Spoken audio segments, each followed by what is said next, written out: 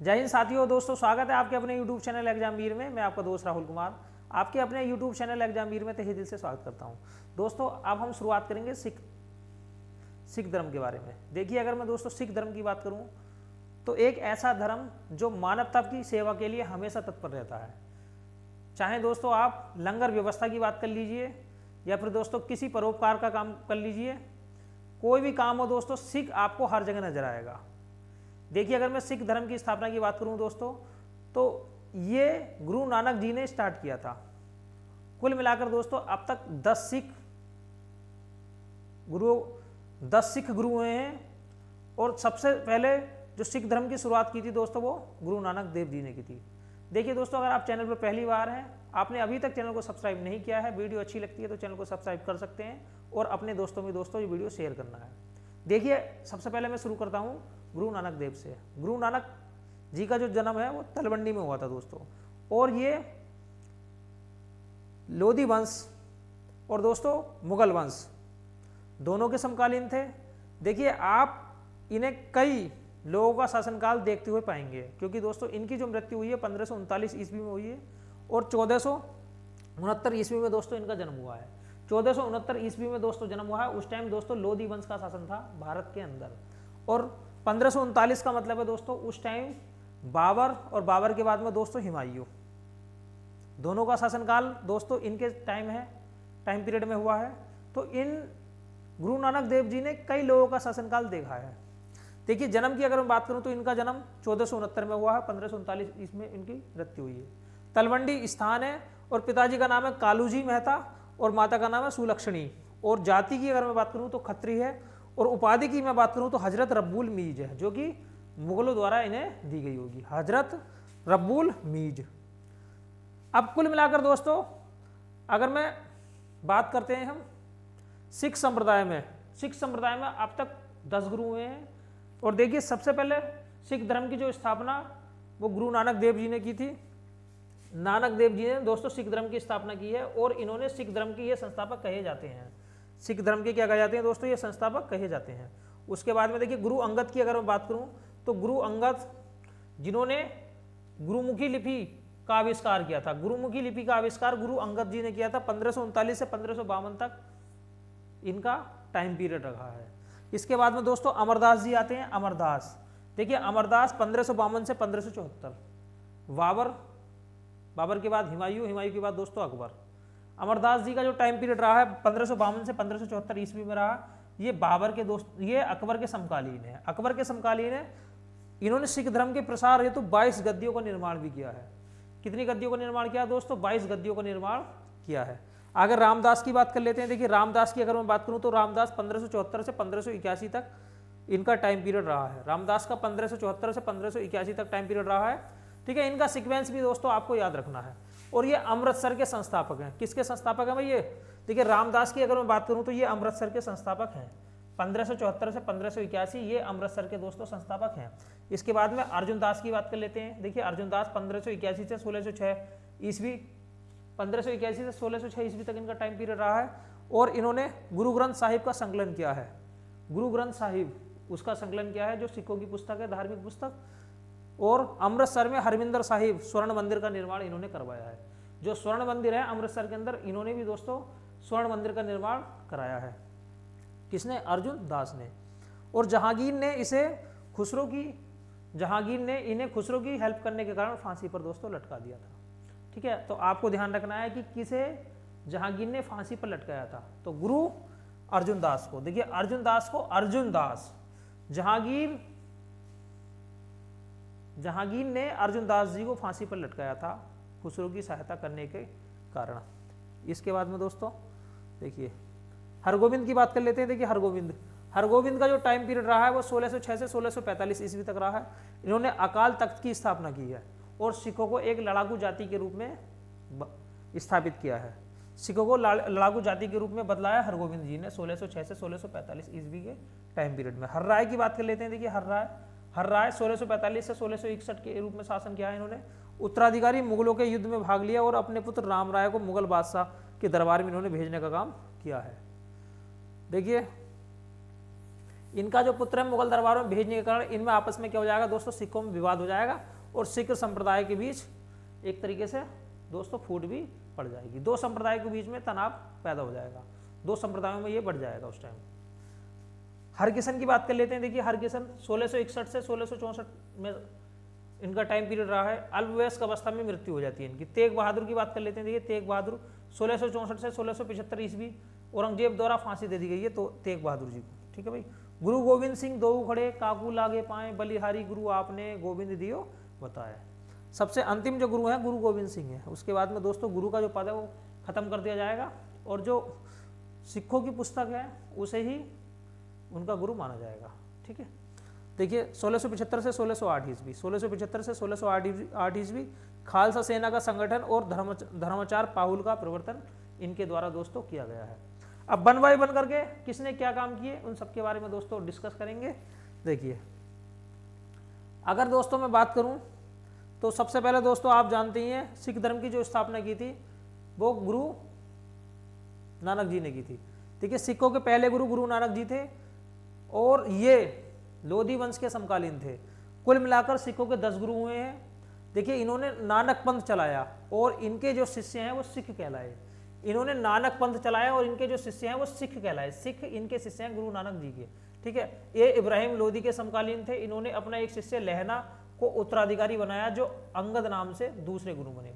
इनका एक शिष्य था लहना जो कि इनके द्वारा अपना उत्तराधिकारी बनाया जाता है और वो किसके नाम से दोस्तों, अंगद के नाम से दूसरे गुरु बनते हैं। अब गुरु अंगद की बात कर लेते हैं। देखिए गुरु नानक जी के बाद में अंगद आ जाते हैं। नानक जी के बाद में कौन आ जाते हैं भाई, अंगद आ जाते हैं। गुरु अंगद जिनका जो नाम है वो लहना है। ठीक है भाई, अंगद आ जाते हैं। गुरु अंगद 1539 से 1552 ईस्वी तक ये शासन करते हैं, मतलब इनका टाइम पीरियड है। अंगद गुरु नानक के प्रथम शिष्य हैं और जाति से ये भी क्षत्रिय हैं। इन्होंने खादुर में गद्दी बनाई और गुरु नानक द्वारा चलाई गई लंगर व्यवस्था को नियमित कर दिया।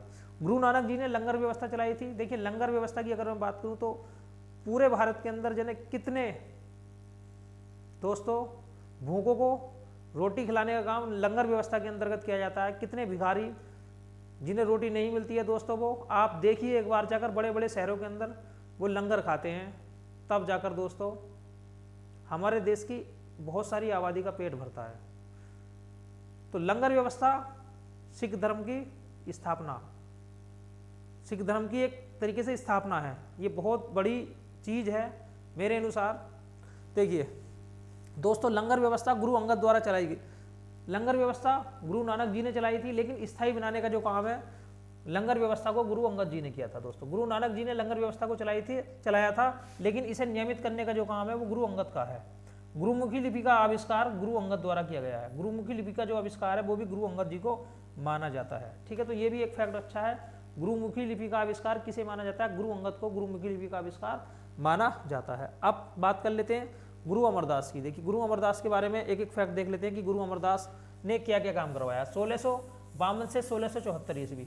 देखिए 1652 से 1674 ईस्वी में दोस्तों इनका टाइम पीरियड रहा है। ये अकबर के समकालीन है। देखिए गुरु अमरदास किसके समकालीन है भाई, ये अकबर के समकालीन है। 1552 से 1574 सॉरी 1552 से 1574 ये अकबर के समकालीन है, क्योंकि अकबर का जो टाइम पीरियड रहा 1556 से 1605, 1556 से 1605 में दोस्तों टाइम पीरियड अकबर का रहा है। ठीक है भाई, ये अकबर के समकालीन है। इन्होंने अपनी गद्दी गोविंदवाल में स्थापित की। गोविंदवाल में ये अपनी गद्दी स्थापित करते हैं। गुरु अमरदास ने ही अपने उपदेशों का प्रचार प्रसार करने के लिए 22 गद्दियों को स्थापित किया। अपने उपदेशों का प्रचार प्रसार करने के लिए इन्होंने 22 गद्दियों को स्थापित करने का काम किया है। अकबर ने अमरदास की बेटी बीबी भानी के नाम कुछ भूमि दान दी थी, 500 बीघा। ठीक है, अकबर ने कितनी 500 बीघा दोस्तों गुरु रामदास को दी थी, लेकिन कुछ जो भूमि है वो बीबी भानी को भी दी थी। अकबर ने रामदास की बेटी बीबी भानी को, रामदास को नहीं, रामदास की बेटी। देखिए अकबर ने गुरु अमरदास की बेटी, अकबर ने गुरु अमरदास की बेटी बीबी भानी को कुछ भूमि दान में दी थी। एक है अमरदास और एक है रामदास। तो अमरदास पहले आए हैं, रामदास दोस्तों बाद में आए हैं। ये चीज़ आपको ध्यान रखना है। अमर पहले आए, उसके बाद में दोस्तों राम आए। अब अगले गुरु हैं गुरु रामदास, जो कि 1574 से 1581 तक इनका टाइम पीरियड रहा है। दोस्तों ये भी अकबर के समकालीन है और अमरदास के ये दामाद हैं। अमरदास के क्या है दोस्तों, ये दामाद हैं। ठीक है भाई, अकबर ने इन्हें 500 बीघा भूमि दान दी। रामदास जी को अकबर ने 500 बीघा भूमि दान देने का काम किया। इन्होंने अमृतसर नामक शहर बसाया। जो अमृतसर शहर है आज, वो इन्हीं के द्वारा, रामदास जी के द्वारा बसाया गया है। गुरु रामदास के द्वारा अमृतसर शहर का निर्माण किया गया है। इससे पहले इस नगर का नाम था रामदासपुर। देखिए, अमृतसर शहर का जो पहला नाम था वो रामदासपुर था। इनके अनुयायी रामदासी कहलाए। रामदास ने अपने तीसरे पुत्र अर्जुन को उत्तराधिकारी नियुक्त करके गुरु का पद पैतृक बना दिया। अब जो रामदास हैं वो अपने तीसरे बेटे को उत्तराधिकारी बनाने के साथ गुरु का जो पद है वो पैतृक बना देंगे। दोस्तों क्या बना देंगे भाई? पैतृक गुरु के पद को बना देंगे। अब देखिए, गुरु अर्जुन देव के बारे में देख लेते हैं। गुरु अर्जुन देव ने क्या क्या किया। गुरु अर्जुन देव 1581 से 1606, 1581 से 1606, ये अपने आप को सच्चा बादशाह कहते हैं। ये सच्चा बादशाह कहते हैं, इन्हें सच्चा बादशाह भी कहा जाता है। इन्होंने रामदासपुर में, अमृतसर में संतोषसर नामक तालाब निर्मित करवाए। रामदासपुर मतलब अमृतसर में इन्होंने ठीक है, संतोषसर नामक तालाब निर्मित करवाए। अमृतसर तालाब के मध्य में 1589 में हरमिंदर साहिब स्वर्ण मंदिर का निर्माण करवाया गया। देखिए, ये स्वर्ण मंदिर का जो निर्माण है वो कब कराया गया? 1589 में। और ये अमृतसर तालाब के बीच में कराया गया। अमृतसर तालाब के बीच में हरमिंदर साहिब, जिसे स्वर्ण मंदिर कहते हैं, इसका निर्माण 1589 ईस्वी में दोस्तों करवाया गया है। अर्जुन देव ने अनिवार्य आध्यात्मिक कर लेना शुरू कर दिया। अर्जुन देव ने अनिवार्य आध्यात्मिक कर लेना शुरू कर दिया तथा अपने शिष्यों से कहा कि अपनी आय का 1/10 भाग गुरु को अर्पित करें। आध्यात्मिक कर, और अपने शिष्यों से कहा है कि अपनी आय का 1/10 भाग अपने गुरु को अर्पित करें, जिससे दोस्तों आर्थिक स्थिति सही हो सके। ठीक है भाई, आगे चलते हैं दोस्तों। अर्जुन देव ने तरन तारण, देखिए अर्जुन देव ने तरन तारण व करतारपुर में करतारपुर नामक नगर की स्थापना की। अर्जुन देव ने कौन कौन से? तरन तारण और करतारपुर, ये दोनों नगर बसाए। ठीक है भाई, आपको ध्यान रखना है। और 1595 में ब्यास नदी के तट पर गोविंदपुर नामक शहर बसाया। इन्होंने काफ़ी सारे शहर बसाए हैं, तरन तारण, करतारपुर और गोविंदपुर। ये तीनों शहर दोस्तों अर्जुन देव के द्वारा बसाए गए हैं। 1604 में इन्होंने आदि ग्रंथ की रचना की। 1604 में इनके द्वारा एक आदि ग्रंथ की रचना भी की जाती है। खुसरो ने राजद्रोह को समर्थन देने के कारण जहांगीर ने 1606 ईस्वी में इन्हें मृत्युदंड दे दिया। देखिए, जहांगीर का एक पुत्र है खुसरो। जहांगीर का दोस्तों एक पुत्र है खुसरो, जो कि अर्जुन देव की शरण में आता है और अर्जुन देव उसे शरण देते हैं दोस्तों। इसी कारण जहांगीर इनसे रुष्ट होकर इन्हें मृत्युदंड दे देता है। अब देखिए, आगे आने वाले टाइम में दोस्तों मुगलों के और जो सिखों के जो संबंध है वो दोस्तों बिगड़ जाएंगे, क्योंकि दोस्तों आप देख सकते हैं कि उनके गुरु को मृत्युदंड दे दिया गया है। तो आने वाले समय में मुगलों के और सिखों के जो संबंध है वो हमेशा बिगड़े हुए रहेंगे। देखिए, गुरु अर्जुन देव को मृत्युदंड देने का जो काम है वो किसने किया था? जहांगीर ने गुरु अर्जुन देव को मृत्युदंड देने का काम दोस्तों किया था। अब गुरु हरगोविंद की बात कर लेते हैं। देखिए, 1606 से 1644 की बात करें। गुरु हरगोविंद 1606 से 1644, 1606 से 1644 गुरु हरगोविंद ने सिखों में सैनिक भावना पैदा की। हरगोविंद, सिखों में सैनिक भावना पैदा करने का काम गुरु हरगोविंद के द्वारा किया जाता है। इन्होंने सैनिक शिक्षा प्रारंभ की और स्वयं की रक्षा के लिए शस्त्र धारण करने की आज्ञा भी दी। ये हरगोविंद ने 1606 से 1644। इस प्रकार इन्होंने सिखों को लड़ाकू जाति के रूप में स्थापित करने का काम दोस्तों किया है। सिखों को लड़ाकू जाति के रूप में स्थापित करने का काम किसके द्वारा किया जाता है? हरगोविंद के द्वारा। देखिए, इन्होंने अमृतसर नगर की किलेबंदी कराई। जो अमृतसर नगर था उसकी किलेबंदी का काम भी इनके द्वारा कराया जाता है। यहाँ पर 12 फुट ऊंचा अकाल तख्त का निर्माण करवाया। 12 फीट ऊंचा अकाल तख्त का निर्माण दोस्तों हरगोविंद के द्वारा कराया जाता है। हरगोविंद ने अपने शिष्य से धन के बदले घोड़े व शस्त्र प्राप्त किए, क्योंकि दोस्तों मुगलों के संबंध और सिखों के संबंध सामान्य नहीं है, इसलिए दोस्तों ये भी अपनी शक्ति बढ़ाने की हमेशा योजना बनाते रहते हैं। क्योंकि दोस्तों पहले से ही संबंध सामान्य नहीं है तो शक्ति बढ़ानी पड़ेगी। अगर शक्ति नहीं बढ़ाएंगे तो अपने आप को ज़्यादा लंबे टाइम तक सेव नहीं कर पाएंगे। इन्होंने अकाल तख्त का निर्माण करवाया और अपने शिष्य से धन के बदले घोड़े व शस्त्र प्राप्त करने शुरू किए। इन्होंने कश्मीर में कीरतपुर नामक नगर बसाया और 1644 में इनकी मृत्यु दोस्तों हो जाती है। अब आगे बात कर लेते हैं। देखिए, गुरु हरराय 1644 से 1661, गुरु हरराय की बात कर लेते हैं 1644 से 1661। देखिए, इन्होंने भी शिष्यों को सैनिक शिक्षा दी। गुरु हरराय ने क्या करा भाई 1644 से 1661 इन्होंने भी शिष्यों को सैनिक शिक्षा दी। शिष्यों को ये सैनिक शिक्षा देने का काम करते हैं।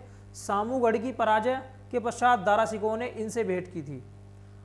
देखिए सामूगढ़, दारा सिकोह, मुगलों के बीच में आपस में लड़ाई होती है उत्तराधिकार के लिए। तो दोस्तों सामूगढ़ की पराजय होती है, उसमें दारा सिकोह है, ठीक है। दारा सिकोह ने इनसे भेंट करने का काम करता है। इससे नाराज होकर औरंगजेब ने हरराय को दिल्ली बुलाया। औरंगजेब इनसे नाराज हो जाता है और हरराय को कहाँ बुलाता है अभी दोस्तों? दिल्ली बुलाता है। परंतु उनसे मिलने वे स्वयं नहीं गए, बल्कि अपने बेटे रामराय को भेज दिया। गुरु हरराय, देखिए गुरु हरराय स्वयं औरंगजेब से मिलने नहीं जाते, अपने बेटे रामराय को दोस्तों औरंगजेब के दरबार में भेज देते हैं। रामराय के कार्यों से औरंगजेब प्रसन्न हो गया। रामराय के कार्यों से औरंगजेब क्या हो गया? भी प्रसन्न हो गया। लेकिन गुरु हरराय नाराज हो गए। लेकिन गुरु हरराय क्या हो जाते हैं? नाराज हो जाते हैं तथा अपना उत्तराधिकारी अपने 6 वर्षीय बेटे हरकिशन को बना दिया। अब अपने 6 वर्ष के बेटे हरकिशन को ये गुरु हरराय रामराय की जगह अपने 6 वर्ष के बेटे को उत्तराधिकारी बना देते हैं। अब इससे क्या होता है अभी दोस्तों? गुरु जो इनका बेटा है दोस्तों वो भी नाराज हो जाता है।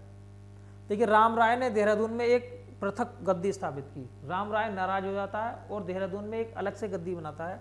रामराय के अनुयायी रामराई अनुयायी कहलाते हैं। और आपस में यहाँ पर सिखों में दोस्तों थोड़ी सी मनमुटाव हो जाता है और रामराय के जो अनुयायी हैं रामराई कहलाते हैं।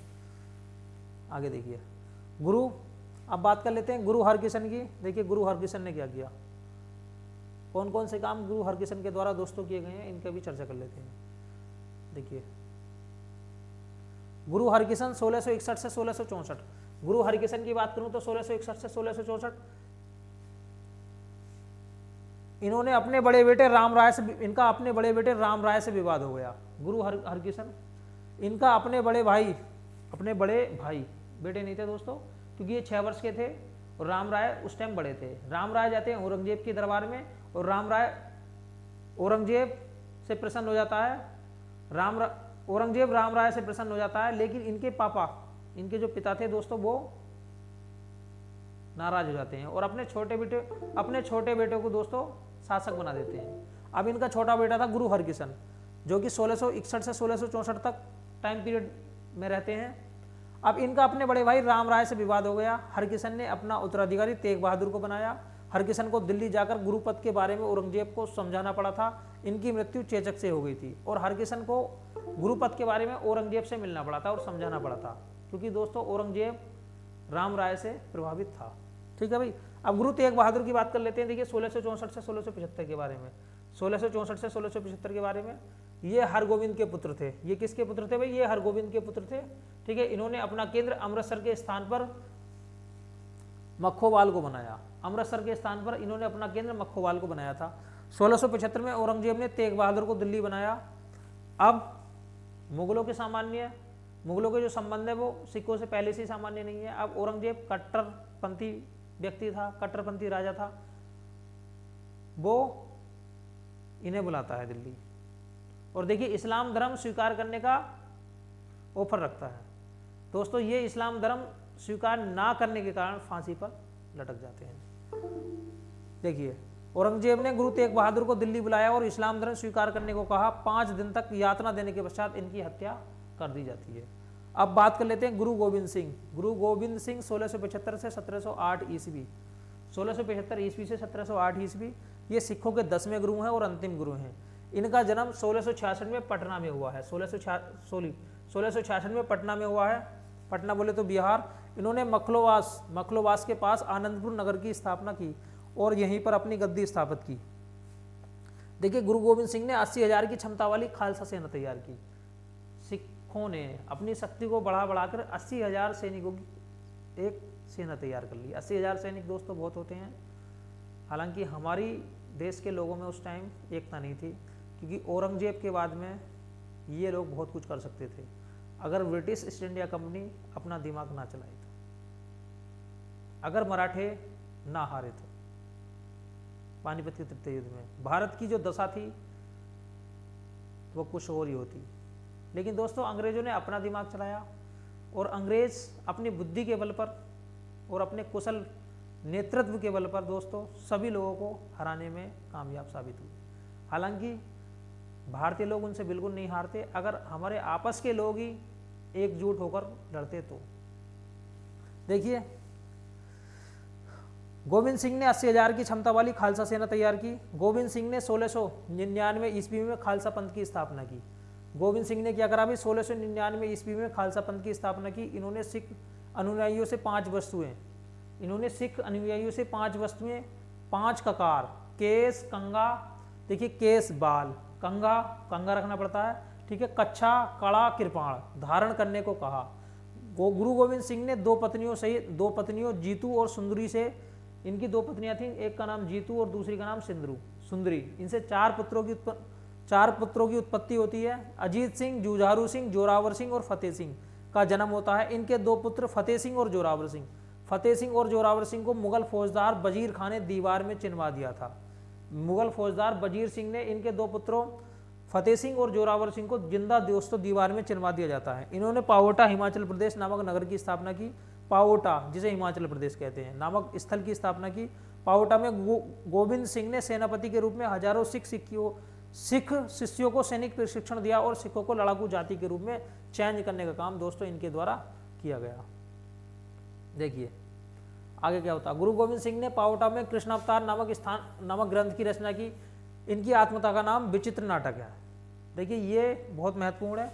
गोविंद सिंह की आत्मकथा का जो नाम है वो है विचित्र नाटक। गोविंद सिंह की आत्मकथा का नाम है विचित्र नाटक। इसकी अन्य पुस्तक का नाम है चंडी दीवार। देखिए चंडी दीवार, इन्होंने आनंदगढ़, केशवगढ़, लोहगढ़ और फतेहगढ़ आदि किलों का निर्माण 1688 से 1690 ईस्वी के बीच कराया। नांदेड़ महाराष्ट्र जाते समय पठान वजीर खान के सहयोगियों जमशेद खान और बासिल बेग ने गुरु गोविंद सिंह की दोस्तों हत्या कर दी। और इस तरीके से दोस्तों हो जाता है सिख धर्म का अंत। दोस्तों अगर क्लास अच्छी लगी है तो लाइक कीजिए, और अभी तक चैनल को सब्सक्राइब नहीं किया तो चैनल को सब्सक्राइब भी कर लीजिए। मिलते हैं नेक्स्ट वीडियो में। आज के लिए इतना ही काफ़ी है। जय हिंद, जय भारत।